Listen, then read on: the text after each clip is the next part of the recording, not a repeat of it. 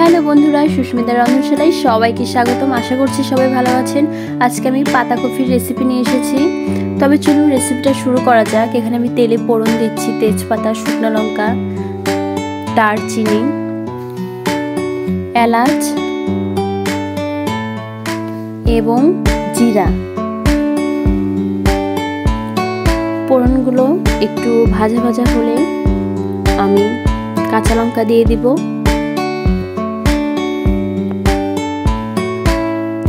আজকে আমি অবশ্যই নিরামিষ পাতাকপির রেসিপি আপনাদের সঙ্গে শেয়ার করব।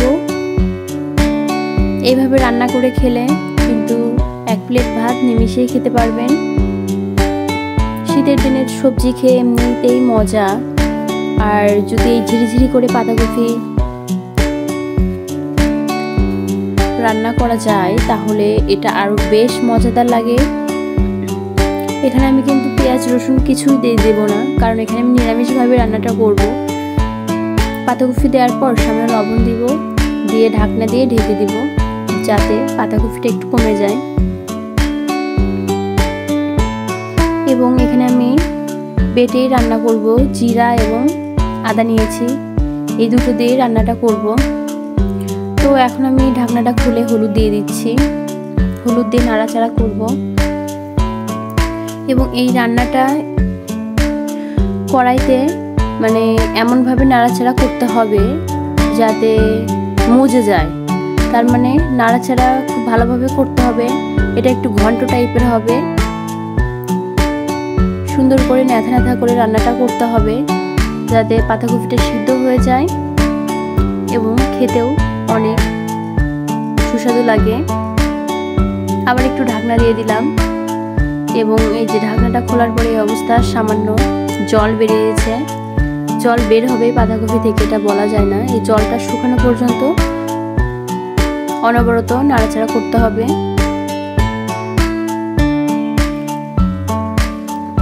এই রান্নাটা ডালের সঙ্গে পাতাকপির রেসিপিটা খেলে কিন্তু অসাধারণ লাগবে।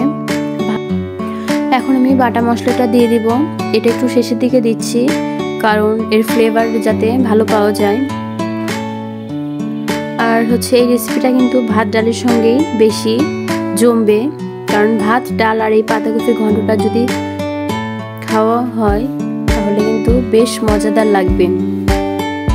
আমি তো প্রায় এটা তৈরি করে খাই শীতের মধ্যে, যদিও পাতাকপিটা এখন সবসময় পাওয়া যায়, তারপরেও শীতের মধ্যে যে পাতাকপির স্বাদটা পাওয়া যায় সেটা কিন্তু অন্য সময় পাওয়া যায় না।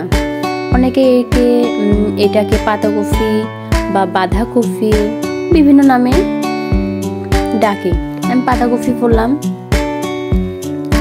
এখন আমি চিনি দিয়ে দিচ্ছি শেষের দিকে, রান্নাটা প্রায় হয়ে আসছে।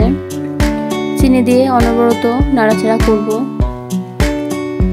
দিয়ে এটা একটু গ্রেভি ভাব হবে। মানে খুন্তি দিয়ে যতটা নাড়াচাড়া করে এটা রান্না করা যায় ততটাই বেশ মজাদার লাগে।